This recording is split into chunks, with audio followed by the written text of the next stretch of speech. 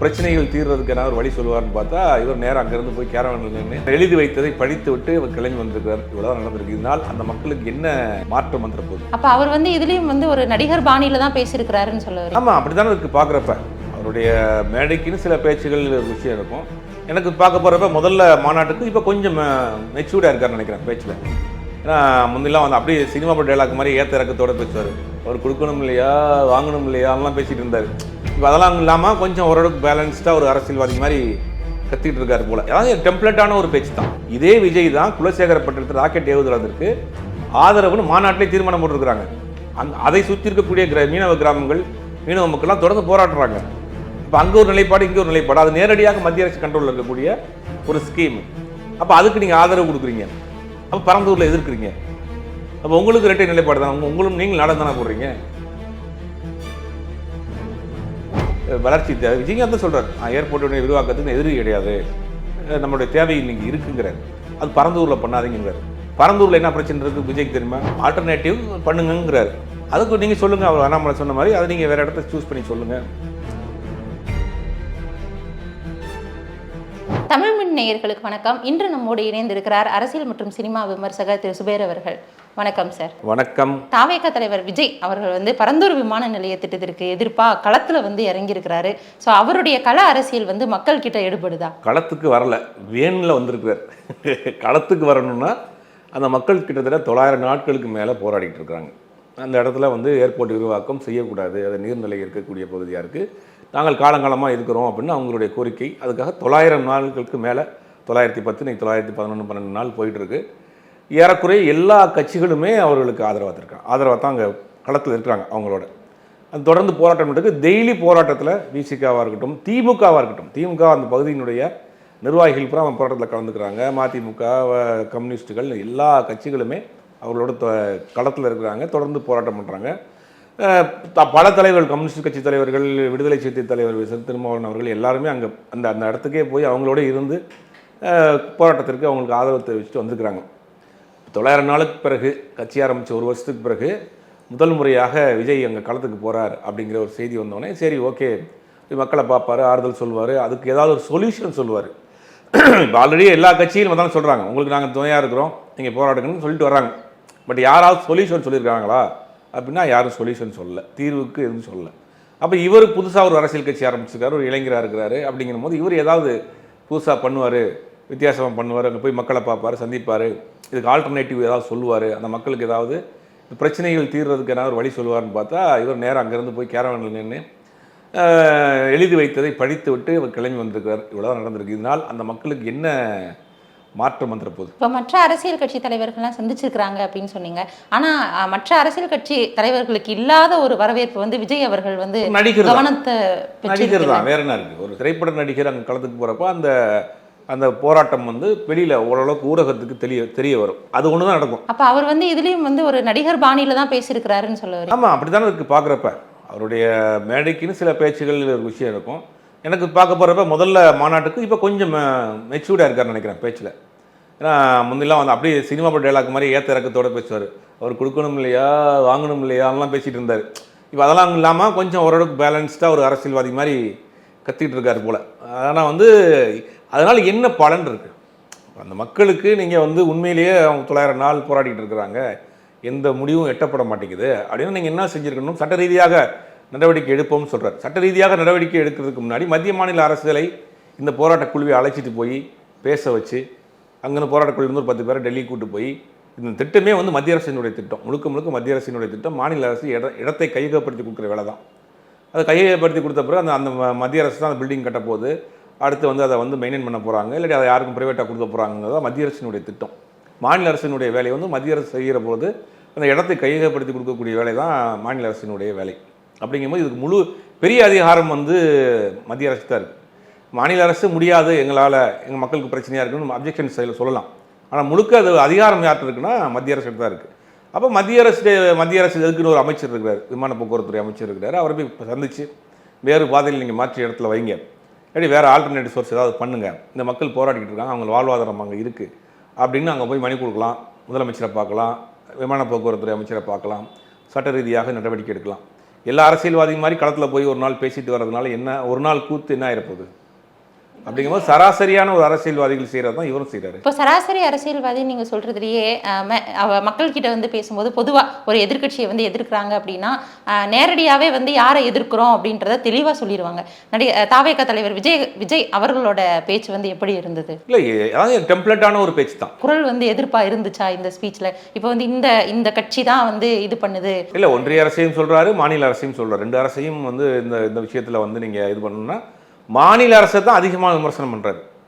நீங்கள் வந்து நாடகம் போடுறீங்கன்னு, அரிட்டாப்பட்டிக்கு ஒன்று பண்ணுறீங்க, இங்கே ஒன்று பண்ணுறீங்க, அரிட்டாப்பட்டிக்கு தீர்மானம் போட்டு அந்த ஸ்கீமை ஸ்டாப் பண்ணிட்டீங்க, இதே பரந்தூரில் ஏன் பண்ண மாட்டேங்கிறீங்க, அப்போ நாடகம் போடுறீங்கன்றாரு. இதே அரிட்டாப்பட்டிக்கு வரையும் போல. அப்போ அங்கே அதுக்கு அவங்களும் தொடர்ந்து ஒரு 3-4 மாதம் போராடிட்டு இருக்காங்க. அப்போ அங்கே போலையே. அரிட்டாப்பட்டியினுடைய நிலைப்பாட்டிலே உங்களுக்கு 2 நிலைப்பாடு இருக்குது. சரி, இதே வருங்க குலசேகரப்பட்டினத்தில் ராக்கெட் ஏவுதலை வச்சுருக்காங்க. முழுக்க மத்திய அரசினுடைய கட்டுப்பாட்டில் இருக்கக்கூடிய ஒரு ஏவுதளம் வச்சுருக்காங்க. அதை சுற்றி இருக்கக்கூடிய மீனவ கிராமங்கள்லாம் பாதிக்கப்படுதுன்னு அங்கே போராட்டம் பண்ணுறாங்க. அதுக்கு இவர் ஆதரவுங்கிற நிலைப்பாடு எடுத்திருக்கிறாரே. அப்போ இவர் கட்ட விஷயம் இல்லையா? இதே விஜய் தான் குலசேகரப்பட்டினத்தில் ராக்கெட் ஏவுதளத்திற்கு ஆதரவுன்னு மாநாட்டிலே தீர்மானம் போட்டிருக்கிறாங்க. அதை சுற்றி இருக்கக்கூடிய மீனவ கிராமங்கள், மீனவ மக்கள்லாம் தொடர்ந்து போராடுறாங்க. அப்போ அங்கே ஒரு நிலைப்பாடு, இங்கே ஒரு நிலைப்பாடு. அது நேரடியாக மத்திய அரசு கண்ட்ரோலில் இருக்கக்கூடிய ஒரு ஸ்கீம். அப்போ அதுக்கு நீங்கள் ஆதரவு கொடுக்குறீங்க. அப்போ பரந்தூரில் எதிர்க்கிறீங்க.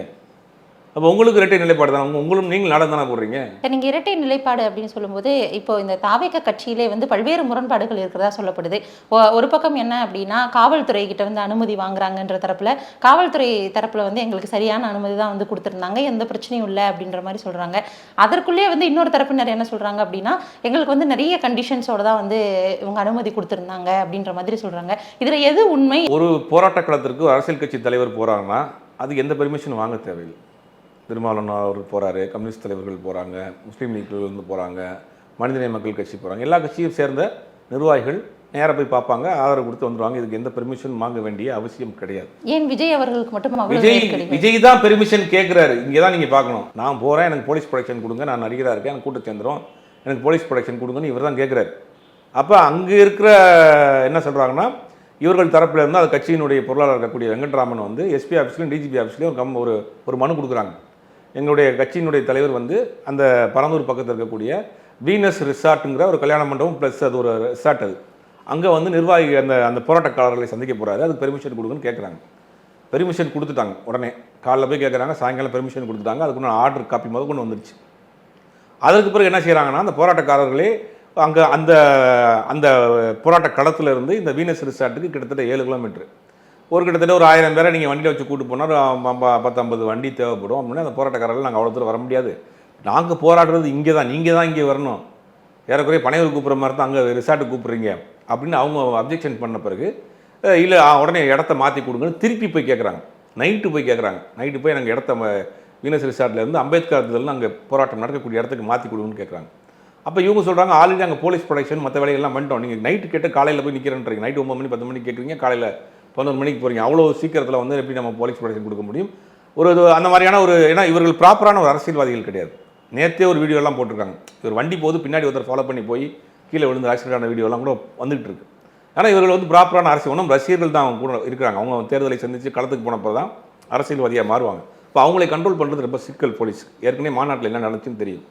அப்படிங்கும்போது திடீர்னு ஒரு இடத்த நீங்கள் இந்த இடத்துல அந்த இடத்துல மாத்திரன்னு பெர்மிஷன் கேட்குறப்ப அது மேடம் கொடுக்க முடியாது, ப்ரொடக்ஷன் கொடுக்க முடியாது, நீங்கள் பழைய பெர்மிஷன் கொடுத்த இடத்துல நடத்துங்க அப்படின்னு ஒரு குழப்பம் விடிய குழப்பம் போய் கடைசியில் வந்து மண்டபத்துக்கு இல்லாமல் அங்கேயும் இல்லாமல் வேனில் வந்து நின்று பேசிட்டு எழுதி வச்சதை கொண்டு வந்து பேசிட்டு போயிட்டார். இதை பேசுகிறதுக்கு நீங்கள் வந்து ட்விட்டர்லேயோ மற்ற சோசியல் மீடியாவிலேயோ போட்டு போயிடலாமே. ஒரு போராட்ட காலத்துக்கு போகிறோம், அந்த மக்களை போய் சந்தித்து அவங்களோட இருந்து அவங்க பிரச்சனையை கேட்டு, அதுதானே ஒரு வழிமுறை. அப்படி தான் இது வரைக்கும் இருக்குது. அதனாலேயும் எந்த தீர்வு ஏற்படாது, ஒரு ஆறுதல் மட்டும் சொல்லலாம். ஆனால் இவர் வந்து அந்த ஆறுதலும் சொல்லலை, இந்த பிரச்சனைக்கு உண்டான தீர்வுகளும். மக்களோட நிக்கிறேன்னு சொல்லியிருக்கிறாருல்ல, உங்களுக்காக வந்து நான் சட்ட போராட்டம்லாம் நடத்துவேன் அப்படின்ற மாதிரிலாம் சொல்லியிருக்கிறாரு. அது இப்போ பண்ணட்டும், ஆனால் அது மட்டுமே தீர்வாகாதுல்ல. சட்ட போராட்டம்னா இப்போ லேண்ட் அக்விசிஷன் ஆக்ட்னு ஒன்று இருக்குது, மத்திய அரசு சில திருத்தங்கள் கொண்டு வந்த ஆக்ட். அது மத்திய அரசினுடைய வளர்ச்சி திட்டங்களுக்காக இடங்களை எடுக்கிறதுக்கு அவர்களுடைய பெர்மிஷன் தேவையில்லைங்கிற சில சட்ட திருத்தங்கள்லாம் கூட பண்ணிட்டாங்க. இப்போ சட்ட ரீதியாக போனாலும் அது நிற்காதுங்கிற விஜய்க்கும் தெரியும். அப்போ நீங்கள் என்ன செய்யணும்னா அறவழி போராட்டத்தில் தான் அவங்கள வந்து வழி கொண்டு வர முடியும். அறவழி போராட்டம் இங்கே நடத்திக்கிட்டு இருக்கிறாங்க, பெருசாக தெரியலை. டெல்லி கூட்டு போங்க, இல்லை ஒரு பெரிய போராட்டத்தை ஆர்ப்பாட்டத்தை நடத்துங்க உங்கள் தலைமையில், இல்லை ஒவ்வொரு மாவட்ட தலைநகரத்துலேயும் இந்த தாவேகாவினுடைய நிர்வாகிகள் ஆர்ப்பாட்டம் போராட்டம் நடத்துங்க, அப்புறம் சட்ட ரீதியாக போராட்டம் நடத்துங்க. அப்படித்தானே ஒரு விஷயத்தை கொண்டு வர முடியும். 3 வேளாண் சட்டங்களை கொண்டு வந்தாங்க, எப்படி திரும்பி வாபஸ் பண்ணுறாங்க? அந்த அந்த விவசாயிகளுடைய தொடர் போராட்டம், வருஷக்கணக்கில் தொடர் போராட்டம், அது வேறு வழி இல்லாமல் பண்ணி தான் வாபஸ் வாங்கினாங்க. அப்போ இந்த மாதிரி தொடர் போராட்டங்களை முன்னெடுத்து கொண்டு போங்க விஜய், ஏன் பண்ண மாட்டேங்கிறாரு? 900 நாளில் எல்லா அரசியல்வாதியும் பண்ண தான் நீங்களும் பண்ணுறீங்க. அப்போ இந்த பக்கம் போகலைன்னா நம்மளை வந்து அரசியல்வாதியிலன்னு ஒத்துக்கிற மாட்டாங்க போல, நம்மளும் அந்த வண்டியில் ஏறிடுவோம் தான் ஏறிட்டு இறங்கியிருக்காரு. இதில் என்ன பலன் இருக்குது? இதில் இன்னொரு பக்கம் என்ன விமர்சனங்கள் வைக்கிறாங்க அப்படின்னா, இதற்கே மக்களை சந்திக்கிறதுக்கே இவ்வளவு கட்டுப்பாடுகள் இருந்துச்சுன்னா, ஒருவேளை அவர் முதலமைச்சர் ஆனார்னா எப்படி எளிய மக்கள் கூட சென்று சந்திக்க முடியுன்ற மாதிரியான. முதலமைச்சர் ஆறாங்க தான் ரொம்ப பெரிய கனவு எல்லாம். முதல்ல எம்எல்ஏ ஆகணும்ல, முதல்ல எம்எல்ஏ ஆகணும், தேர்தலை சந்திக்கணும், எம்எல்ஏ ஆகணும், வீட்டுக்கு போகணும், ஓட்டு கேட்கணும். தலை சுற்றுதா உங்களுக்கு? வீட்டுக்கு போகணும். ஒரு தொகுதிக்கு குறைந்தபட்சம் சட்டமன்ற தொகுதியில் 1.25 லட்சம் to 2 லட்சம் ஓட்டு இருக்குது. அதில் குறைந்தபட்சம் 50,000 பேரையாவது நீங்கள் பார்க்கணும். இனிமேல் அதிரடி அரசியல் வந்து அவர் அதிரடி அரசியல் ஒரு வீட்டுக்குள்ளே குடிசைக்குள்ளே ஏறி இறங்க வரா, மாநில பங்களாவில் ஏறி இறங்கணும், குடிசையில் ஏறி இறங்கணும், வந்து அப்பார்ட்மெண்ட்டுக்குள்ளே ஏறி இறங்கணும், மக்களை பார்க்கணும், சந்திக்கணும், அவங்க குறைகளை கேட்கணும், அவங்க பேசுகிறத கேட்கணும். அதெல்லாம் பொறுமை இருக்கா? இது வரைக்கும் மக்கள் பிரச்சனைக்கு எதுவுமே இப்போ பக்கத்தில் திருவண்ணாமலையில் அவ்வளோ பெரிய ஒரு பேரிடர் நடந்துச்சு, அங்கே போல் அந்த மக்கள் இங்கே கூட்டு வந்து இது கொடுத்தீங்க. இதே இன்றைக்கி முக்கியமான இன்னொரு விஷயம் போயிட்டுருக்கு. அந்த யூசிஜின்னு சொல்லக்கூடிய உயர்கல்வியில் இருக்கக்கூடிய உயர்கல்வி நிறுவனம் வந்து சில திருத்தங்கள் கொண்டு வந்திருக்கு. அதாவது ஆளுநரே ஒரு குழுவை அமைத்து தமிழ்நாட்டில் இருக்கக்கூடிய பல்கலைக்கழகங்களுக்கு துணைவேந்தரை போட்டுக்கலான்னு ஒரு திருத்தம் கொண்டு வந்திருக்கு. அதே மாதிரி புதிய கல்விக் கொள்கைகளை சேராத கல்வி நிறுவனங்களில் கூடிய பாடத்திட்டங்களை ரத்து பண்ணிடுவோம்னு சொல்லி சில திருத்தங்கள் கொண்டு வந்திருக்காங்க. இதற்கு கடுமையான எதிர்ப்பு தெரிவித்து சட்டமன்றத்தில் திமுக, அதிமுக எல்லா கட்சியும், பாஜகவை தவிர எல்லா கட்சியும் எதிராக ஒரு தீர்மானம் நிறைவேற்றிருக்கிறாங்க. இதை எதிர்த்து கடிதமும் எழுதியிருக்கிறாங்க, சட்ட ரீதியாகவும் நடவடிக்கை எடுக்க போகிறாங்க. மாநில உரிமைகளை பறிக்கக்கூடிய ஒரு செயல்னு அப்படி ஒரு ஸ்கீம் வந்துச்சுன்னா தமிழ்நாட்டில் இருக்கக்கூடிய பல்கலைக்கழகங்களில் ஆளுநர் பார்த்து நியமிக்கிறது தான். ஒரு குழுவை போட்டு யாராவது பீகார்லேருந்து யூபிலேருந்து யாராவது துணைவேந்தராக போட்டால் என்ன ஆகும்? நம்மளுடைய வரி பணத்தில் கட்டப்பட்ட ஒரு பல்கலைக்கழகத்துக்கு வேறு யாரோ உட்காந்துருப்பாருன்னா அந்த நம்மளுடைய கலாச்சாரம் பண்பாடுலாம் அவருக்கு எப்படி தெரியும்? இப்படி ஒரு பெரிய உயர்கல்விக்கு ஒரு பெரிய ஆபத்து இருக்குது. இதை பற்றிலாம் விஜய் பேசியிருக்கிறாரா? இவருடைய பொருளாதார கொள்கை என்ன இருக்குது? இவருக்கு தொழில் கொள்கை என்ன இருக்குது? மாநிலத்தின் வளர்ச்சி கொள்கை என்ன இருக்குது? எதுவுமே இல்லை. நாட்டில் எவ்வளோ பிரச்சனைகள் போயிட்டுருக்கு. ஒரே நாடு ஒரே தேர்தலில் இவருடைய நிலைப்பாடு என்ன? சாதாரண விஷயமா முதலமைச்சருங்கிறது?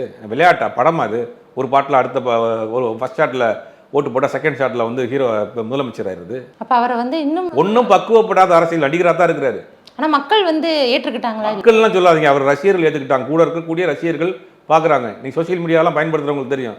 சினிமா ரசிகர்கள் ஒரு கூட்டம் இருக்கிறாங்க. அந்த கூட்டத்தில் ஒரு பிரிவில் இருக்கிறார் விஜய். அஜித் ரசிகர் விஜய் ஏற்றுக்குவாங்களா, ரஜினி ரசிகர் விஜய் ஏற்றுக்குவாங்களா, அந்த ரசிகர் ஓட்டு போடுவாங்களா? இன்னும் வந்து அவரை நடிகராக தான் பார்க்குறாங்க மக்கள். விஜயின் பின்னாடி இருக்கக்கூடிய ரசிகர்கள் இருக்கிறாங்க, அவங்க வந்து அவருக்கு பின்னாடி இருக்கிறாங்க.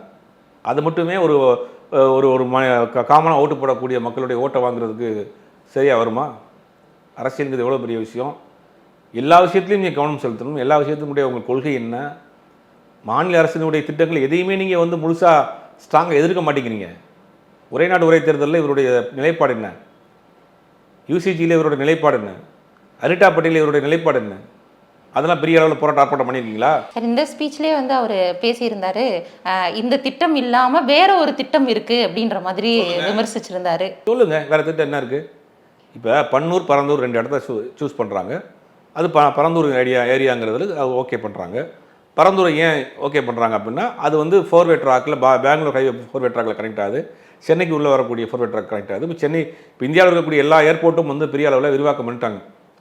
தமிழ்நாடு சென்னை ஏர்போர்ட் மட்டும்தான் பெரிய அளவு விரிவாக்கம் இல்லாமல் கார்கோ இறங்கி போகிறதுக்கு மிகப்பெரிய சிரமமாக இருக்குது. சிட்டிக்குள்ளே ஏர்போர்ட் இருக்குது, அதனால் கார்கோ ப்ராடக்ட் கொண்டு வந்து இறங்கி போகிறதுக்கு பெரிய சிரமமாக இருக்குது. இன்றைக்கி தமிழ்நாட்டில் பார்த்தீங்கன்னா இந்த திமுக ஆட்சி வந்த பிறகு நிறைய வெளிநாட்டு கம்பெனிகள் முதலீடுகள் பண்ணியிருக்கு, நிறைய பேர் வேலை வாய்ப்புகள் கிடச்சிருக்கு.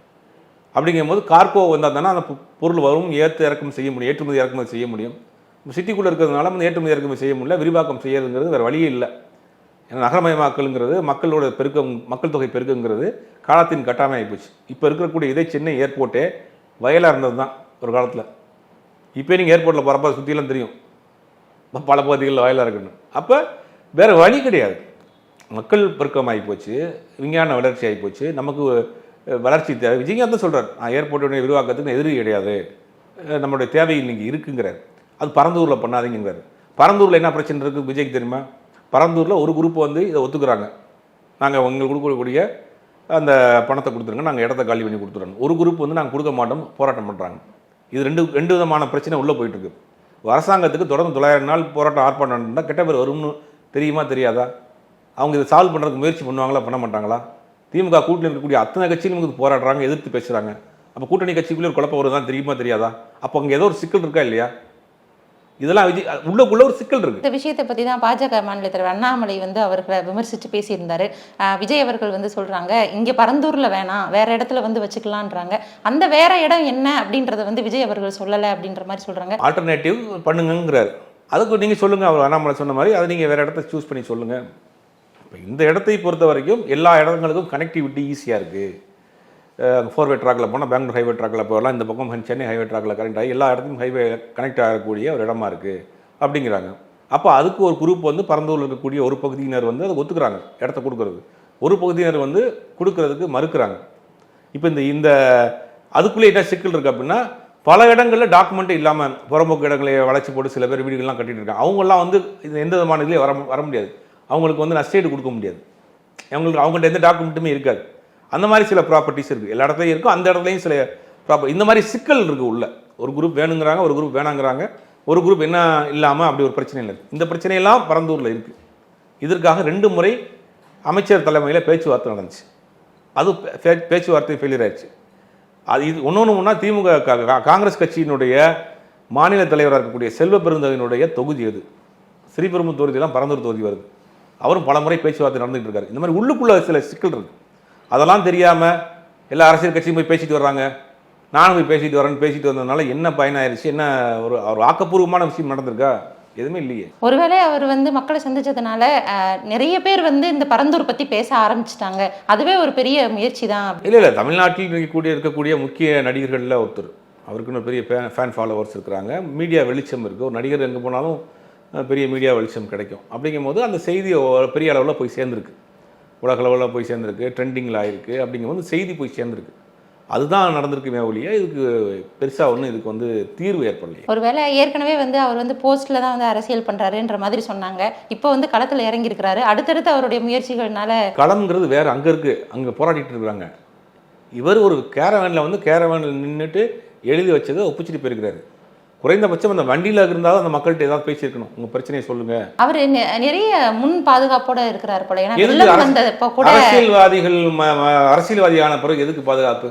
அவ்வளோ பவுன்சர்ஸ், அவ்வளோ போலீஸ் படையோட வர்றீங்க, கிரௌட பக்கத்துல அண்டோட. அவர் அரசியல்வாதியானாலும் அவர் ஒரு நடிகராக இருக்கிற காரணத்தினால, ஏன்னா சமீபத்தில் கூட வந்து சரியான முறையான அனுமதி வாங்கலை அப்படின்னு ரசிகர்களுக்காக வந்து அல்லு அர்ஜுன் விவகாரத்திலேயே வந்து உயிரே கூட போன சம்பவம்லாம் இருக்குது. அந்த மாதிரியான விஷயங்கள் வந்து இதில் நடக்கக்கூடாது, இன்னும் வந்து முழுதாக அரசியல்வாதியாக மக்கள் பார்க்கலன்றது கூட ஒரு காரணமாக இருக்கும். இல்லை இது இந்த பயந்துக்கிட்டே இருந்தீங்கன்னா எப்படி களத்துக்கு போவீங்க? இன்னும் ஒரு வருஷத்தை தேர்தல் வரப்போகுது. நீங்கள் ஏதாவது தமிழ்நாட்டில் ஏதாவது ஒரு தொகுதியில் நிற்க போகிறீங்க, அப்போ ஓட்டுக்கிட்டு எப்படி போவீங்க? அங்கே போகிறப்ப கூட்டம் வருமே, என்ன பண்ணுவீங்க? வேர்க்கும், கூட்டம் வரும், கூட்டத்தில் இடிப்பான். இதெல்லாம் சந்திச்சு தான் ஆகணும். வெயிட் பண்ணி பார்ப்போம் என்ன செய்கிறாரு. இன்று வந்து நிறைய விஷயங்கள் வந்து எங்களோட இந்த காணொலியில் வந்து நீங்கள் பேசுனீங்க. அடுத்தடுத்த காணொலியில் நிறைய விஷயங்கள் பற்றி பேசலாம். இன்று இதுவரை எங்களோட இணைந்திருந்ததற்கு நன்றி.